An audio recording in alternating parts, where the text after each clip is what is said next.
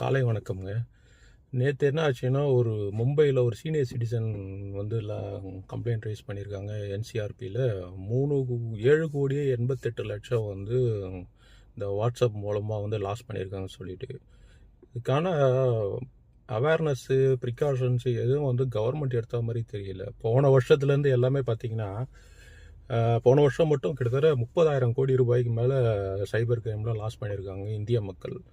இந்த வருஷம் பார்த்தீங்கன்னா, நேத்து இது வந்து கிட்டத்தட்ட ஒரு 7.88 லேக்ஸ் வந்து ஒரு 62 வயசு லேடி வந்து இது பண்ணியிருக்காங்க.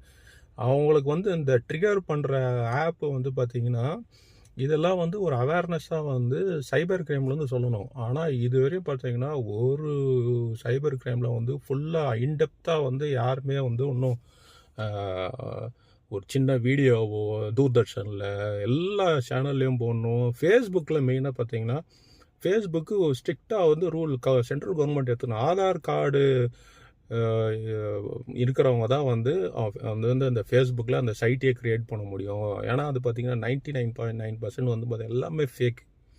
அதில் வந்து க்ரியேட் பண்ணுறானுங்க, 5 பைசா இல்லாமல் ஒரு லாகின் க்ரியேட் பண்ணுறானுங்க, எல்லா வேலையும் முடிக்கிறானுங்க, கோடி கோடியாக சம்பாதிக்கிறானுங்க. இதில் வந்து இது 1 வருஷம் 2 வருஷம் இல்லை, கிட்டத்தட்ட ஒரு 6-7 வருஷமாக போயிட்டுருக்கு. கவர்மெண்ட்டு என்ன பண்ணுறாங்கன்னு தெரியல, ஸ்டேட் கவர்மெண்ட்டும் என்ன பண்ணுறதுன்னு தெரியல. இதே மாதிரி தான் இங்கேயும் தமிழ்நாட்டிலையும் பார்த்தீங்கன்னா நிறைய பேர் வாயை திறக்க முடியாமல் போயிருக்காங்க.